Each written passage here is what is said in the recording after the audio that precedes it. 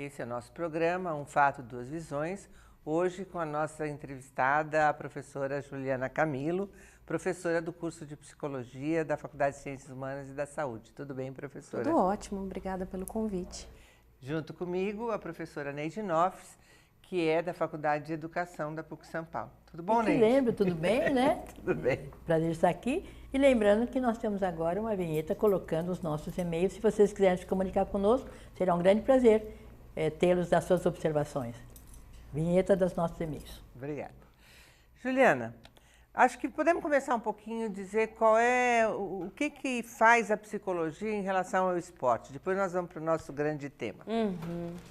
Bem, a psicologia do esporte é um grande campo do conhecimento. Eu acho que uma das premissas que é importante sempre marcar por onde falamos, nos locais onde passamos, é que já é um campo bastante consolidado dentro da psicologia, né?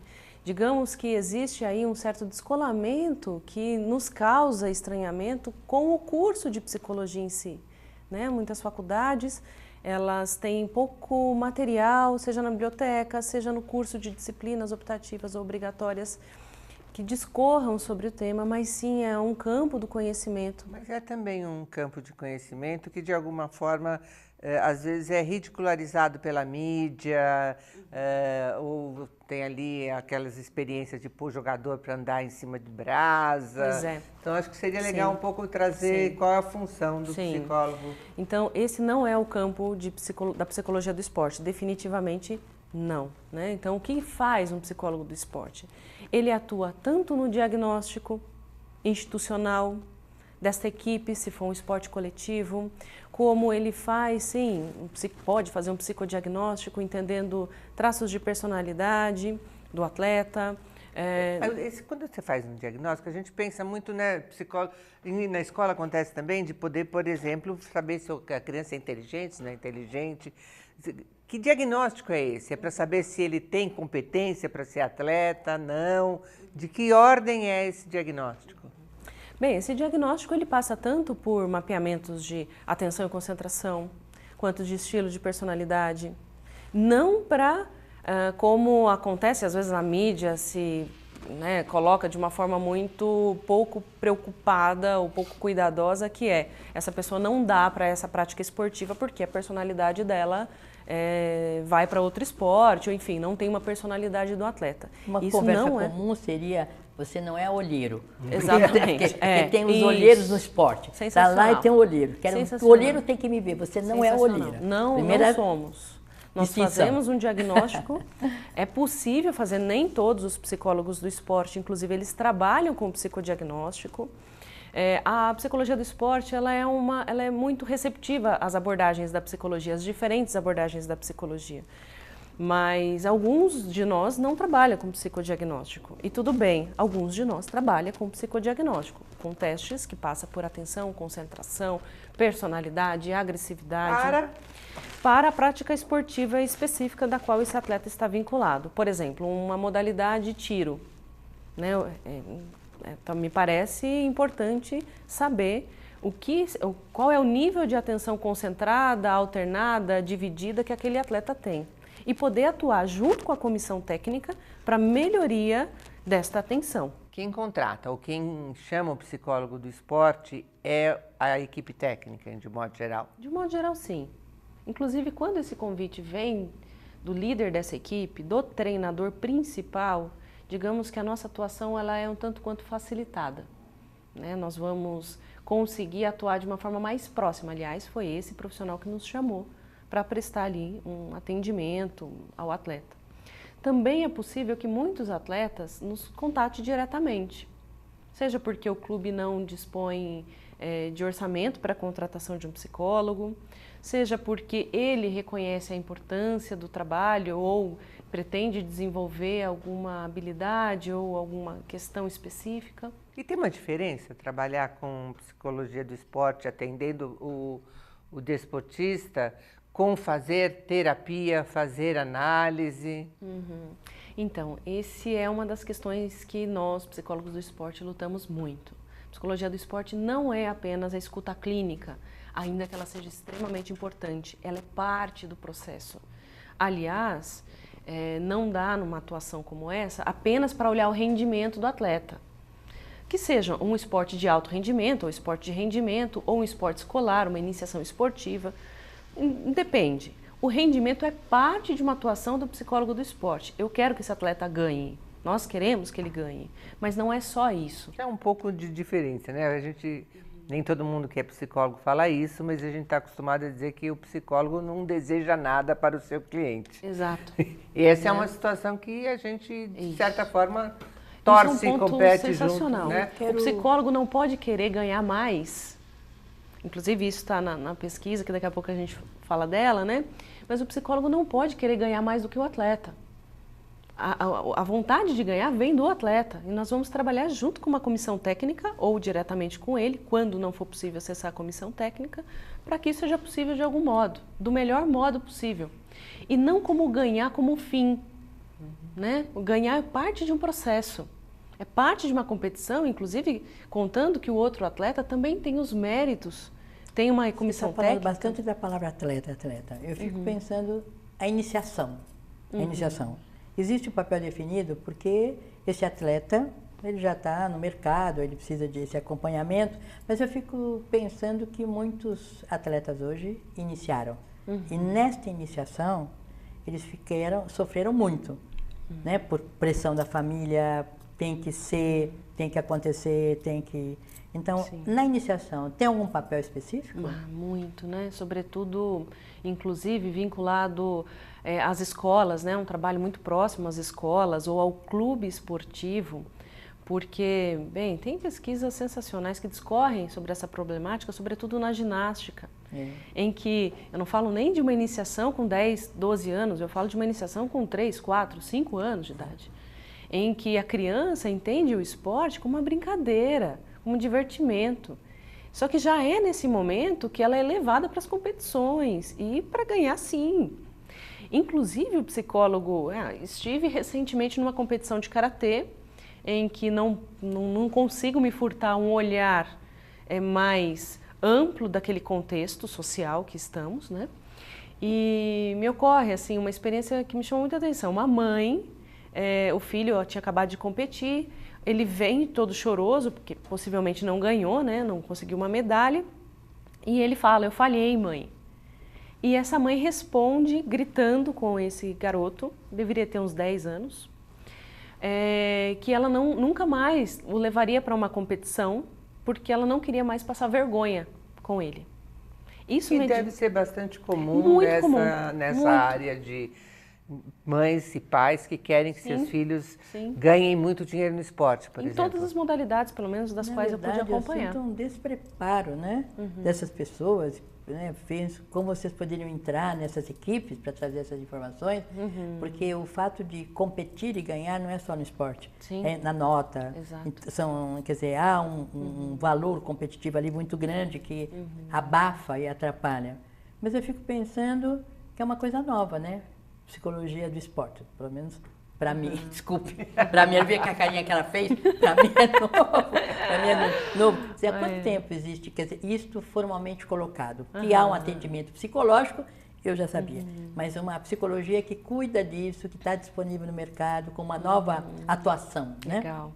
Então, só para dar uma noção de tempo, né?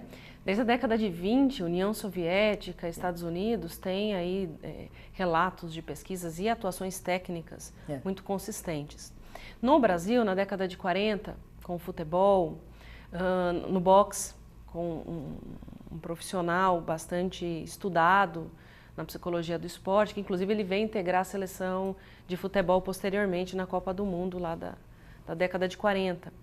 E aí a gente lembra que a psicologia é de 62, então antecede. Eu sempre destaco o trabalho da professora Kátia Rubio na Escola de Educação Física da USP, que ela tem um trabalho brilhante, e a professora Kátia Rubio atua desde 90 de uma forma acho que ela vai brigar comigo quando eu ver isso, mas anterior a isso, de uma forma muito intensa, e outros tantos psicólogos percorreram caminhos muito árduos, porque, como eu iniciei esse diálogo com vocês, existe um descolamento da psicologia do esporte do curso de psicologia. Mas esse descolamento é curioso, porque no curso de Educação Física, eles têm psicologia do esporte, psicologia do desenvolvimento. Esse conhecimento existe na formação Existe do na profissional. formação. Existe. E que a gente às vezes caminha, não para o atleta, mas para o treinador. Caberá ao treinador ter esse conhecimento, Sim. ou junto ao treinador terá que ter uma pessoa, porque esse conhecimento realmente é antigo, mas essa forma de parceria... E você estava falando agora há pouco de modalidades e a gente precisa falar da sua especificidade, não é? A professora Juliana tem aqui um livro que chama-se, afinal, Quem são os lutadores de MMA? MMA que chama-se Mixed Martial Arts, né? Acho que você pode falar de um pouco de forma sintética, como é que você chega nesse interesse e o que você pode falar para a gente da sua atuação nessa área. Bem, o MMA ele surge na minha pesquisa de doutorado. É bem verdade dizer que eu sempre estive envolvida com modalidades esportivas de combate, sobretudo o karatê. E no esporte de um modo geral, né? Envolvida como profissional ou como profissional e de como certa lutadora? medida e como mulher de lutador de alto tá. rendimento. Meu marido ele foi campeão brasileiro, pan-americano de karatê, e eu sempre muito desde criança apaixonada pelo karatê. E o karatê, ou uma arte marcial de origem oriental, tem todo um cuidado, o respeito à hierarquia, o respeito com o dojo, que é o espaço onde se pratica o caminho, que não é nem a luta, é o caminho da verdade, da bondade, da retidão. E me espantou muito que muitos desses colegas, eles começaram a se apaixonaram pelo MMA. E para mim aquilo no primeiro momento era um absurdo, como assim? É um pouco a Os expressão, jovens, a sensação e os que a jovens gente são tem, né? apaixonados. Que Todo tem jovem nesse quer mundo, fazer né? exatamente essa O que modalidade. tem no MMA? Exatamente. E eu fui levada a entender não o que tem no MMA, mas quem são os lutadores de MMA. Porque muitos vêm de artes marciais de origem oriental também. Então, quem são eles? E aí, na pesquisa de doutorado, eu fiz uma pesquisa etnográfica. Eu fiquei durante um ano... Professora, o que é uma pesquisa etnográfica? Legal. Pesquisa etnográfica é uma estada prolongada num campo de pesquisa, em que você conversa, que você convive, come junto, vai para a competição, vê as dificuldades inúmeras do campo, e você é parte desse campo. Você constrói a pesquisa junto com os atores, com os atletas, com comissão técnica, com outros psicólogos que transitam. Então, essa experiência, ela esteve no doutorado, né? Uma descrição muito densa do que aconteceu, assim como está no livro, uma linguagem mais acessível, porque eu quis também atingir o público de lutadores, eu quis contar para eles o que era isso. E o que você queria contar para nós, assim, de uma forma também mais acessível? Então, queria contar para vocês que esse lutador de MMA, ele não é esse ser desumano, carrasco, que gosta de sangue, que quer matar o outro. Isso é uma versão possível do que é ser um lutador de MMA. Que acho que é uma versão midiática. Uma versão midiática de sobrevivência. Porque muitos, através dessa cara de mal, ou desse estereótipo de sou forte pra caramba, é aí que ele consegue patrocínio. Porque o patrocinador não quer aquele rapaz, ou são poucos que querem, um rapaz bonzinho que, ai coitado, vou machucar meu colega. Não, ele coloca isso de uma forma muito evidente, essa agressividade, porque vende mais produtos, vende mais ingressos. Eles questionam um pouco isso, a questão da mídia? Em uma das academias que eu pesquisei, sim. Eu pesquisei 2 academias, que eu chamo no livro de Academia B. Na Academia B, sim. Inclusive, eles gostavam de se reconhecer como trabalhadores. Então, nós trabalhamos. Eu não quero o mal do meu colega. Ele é um trabalhador tanto quanto eu sou. Ele vai fazer o trabalho dele, eu vou fazer o meu.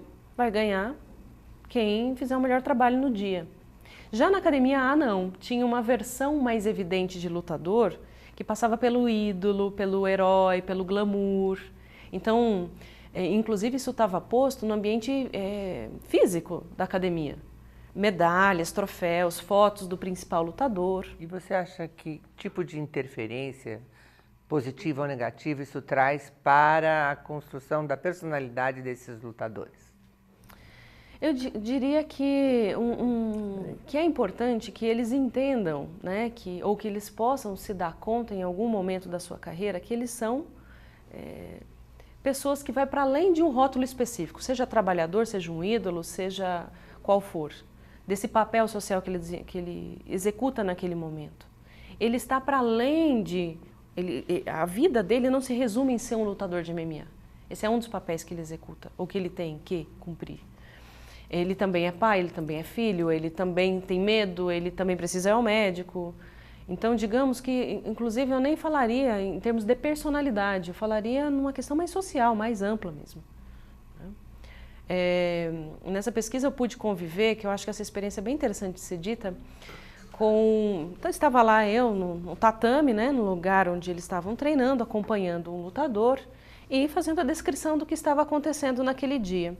Eis que naquele dia chega um psicólogo com um lutador que, olha que interessante, este é o meu lutador.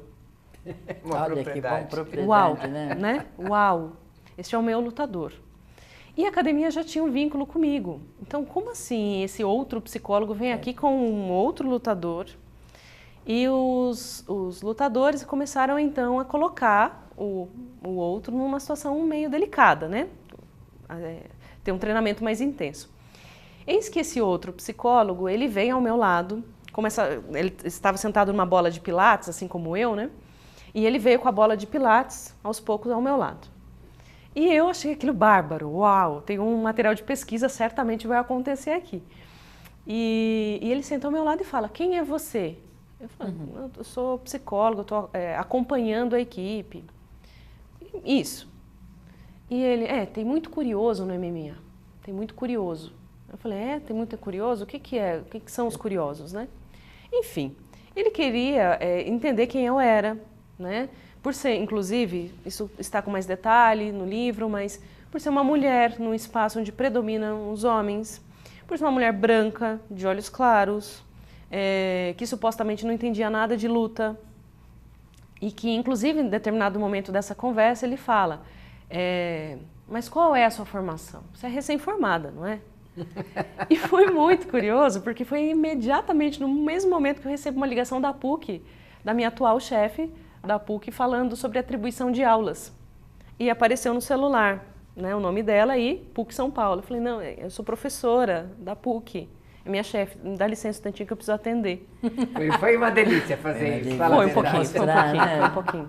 Até porque esse e alguns outros, e aí vou retomar um pouco do que você trouxe ao início, são daqueles que representam um grupo que queremos a todo custo capacitar. Não vou falar evitar, mas capacitar esse grupo profissional para não bater em lutador, para não fazê-los caminhar em brasa, enfim, esse era um dos psicólogos que atuava em umas práticas duvidosas, assim, pouco éticas, né?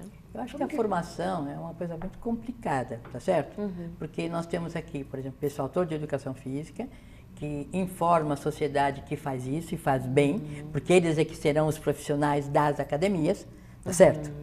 E aí tem, além da formação, eles têm ação ali, que eles têm ação, e na academia eu vejo poucos psicólogos atuando, a não ser que seja convidado particular de alguém, como esse que chegou, mas não faz parte da equipe esse profissional, né?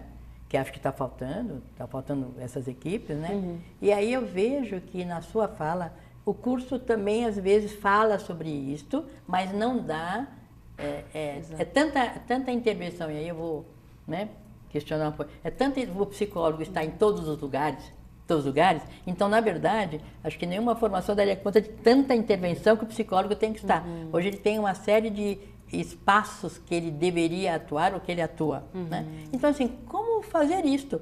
Porque é uma especialização, é um conhecimento necessário que deveria entrar desde cedo.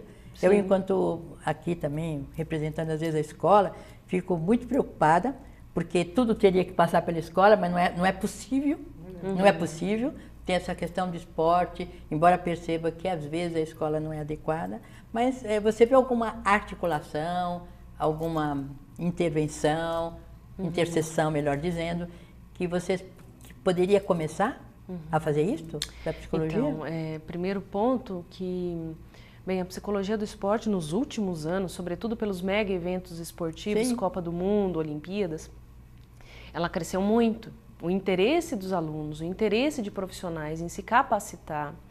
E eu acredito que nós temos uma lacuna importante para preencher, porque se nós não preenchermos esse espaço nesse momento, Bem, os nossos principais envolvidos, que são os atletas, comissão técnica, os atendidos de um modo geral, eles vão ficar à mercê, muitas vezes, de um conhecimento pouco científico. Abre a questão espaço... orgânica, né? Porque às vezes o treinador exige organicamente, Exato. porque emocionalmente o cara não dá conta. Ou atuações dessas das quais não compartilhamos. Então, hoje em dia, eu vou pontuar uma questão aqui que talvez não seja tão acessível assim para o nosso público e tal. Na minha atuação no MMA, era muito curioso, porque assim, não vou falar toda a equipe, mas grande parte das equipes, elas tinham psicólogo. Ah, é? Inclusive, uma coisa que eu quero até um dia estudar essa lógica, mas um psicólogo competindo com outro psicólogo, porque eu sou da equipe A, você é da equipe B. Então, como é que a gente faz isso? Eu ganhei e você perdeu, entendeu? Né? Tem uma lógica interessante, mas no MMA já tem um número muito significativo de psicólogos vinculados a academias. Não vou entrar muito nessa área, mas tem aí uma questão de remuneração, que não é o que deveria ser, uma troca de ajuda, então você me divulga. Tem princípios, né, que entra, que teria que entrar. Exatamente. Alguns princípios. E você hoje não trabalha mais com MMA? Trabalho com MMA, com atletas de alto rendimento, UFC. O que é um atleta de alto rendimento, professor? É o que vive do esporte. Tá. E que tem o rendimento como fim. Entendi. Não é o esporte por lazer. Vou lá competir porque é gostoso. Eu vou competir porque eu preciso disso. Preciso da medalha para garantir o pão na minha casa. É uma profissão hoje super reconhecida, né? Super valorizada. Eu também valorizo muito o atleta. Super valorizada, mas que ainda tem esses percalços todos. Muitos. Né? De aceitação, de inclusive ir buscar ajuda, né? Nesse política momento, pública, né? Política né? de Estado, falta política de Estado no país. Nós perdemos, agora com as Olimpíadas, uma chance enorme de fazer a diferença para criar uma cultura esportiva no país. Então, bem lembrado. Acho que isso é uma coisa venal. Não dá para ficar só com a Lei Pelé. A Lei Pelé ela é falha. Tem questões importantes que precisam ser olhadas. E nós perdemos essa chance. Eu sou extremamente idealista. Eu acredito que ainda é possível fazer muita coisa, mas digamos que esse primeiro impulso, essa onda, ou melhor, não primeiro, mas essa onda que veio com os Jogos Olímpicos e Olimpíadas, ela passou, né? Hoje nós estamos, socialmente falando, de modo amplo, mais preocupados com outras questões, e esporte adormeceu. Como nós vamos usar aqueles espaços que foram criados e que agora estão vazios. E os atletas, mas não exatamente os atletas. Isso também é importante marcar. Os atletas, muitos, estão abandonados por aí. Sim. Aqueles que apareceram na mídia, que uau, meu ídolo, meu herói, nós vibramos com eles, eles estão abandonados. Muitas empresas retiraram patrocínios desses atletas. E aí eu me coloco a questão, como trabalhar? Por isso que a minha atuação na psicologia do esporte, eu gosto de colocar o social aí no meio, assim como outros também, psicóloga social do esporte. Porque como que eu faço para um atleta chegar ali na competição e performar brilhantemente se ele está preocupado com o benefício dele, com o patrocínio, que se ele não ganhar, não é só a medalha que eu não ganho, o troféu que eu não ganho, mas eu não vou conseguir sustentar minha família. E as empresas retiraram os patrocínios, os incentivos governamentais também foram retirados. Então, nós vivemos um momento muito triste para o esporte no país. O que você diria para este jovem que está aí com a ideia de querer se desenvolver como atleta? Primeiro, que ele possa contar com a sua equipe técnica, com o seu treinador, com um preparador físico, caso ele esteja num clube que tem esse aparato. E contar em que sentido? Dividir com esses profissionais as suas possibilidades e as suas impossibilidades. Isso eu consigo fazer, isso eu não consigo fazer. Do mesmo modo na família, do mesmo modo com amigos, com namorada, namorado. E não caia na armadilha do eu tenho que dar conta de tudo. Eu tenho que ser forte, eu tenho que vencer sempre, porque se eu não fizer assim, eu não sou um bom atleta, eu não sou um talento. Um campeão, ele se forma dia após dia em cada treino. E se forma também através das derrotas. A derrota ensina tanto quanto a vitória. E diria que, às vezes, a derrota ela é muito mais potente que a vitória no sentido de adquirir outras competências, aprendizagem, resiliência e por aí vai. Então, que ele possa dividir com essas diferentes pessoas as suas possibilidades e impossibilidades. Então, professora, a gente daqui a pouco tem que terminar e eu queria muito que você tivesse a oportunidade de falar sobre esse trabalho de psicologia social do esporte. Que a gente não perguntou, que você gostaria de falar, que não foi perguntado? Eu acredito que é importante frisar que os atletas, independente da modalidade, eles têm ali uma atuação muito potente socialmente. Nós idealizamos, para quem gosta do esporte, essas figuras, né? Nós vibramos com eles, mas eles são humanos tal como nós somos. E às vezes nós nos esquecemos disso. Seja cobrando, seja xingando, seja perseguindo atletas. E eu entendo que nós temos que nos unir, que inclusive o esporte não é só rendimento. Rendimento é uma das formas de ter o esporte, mas o esporte ele forma pessoas.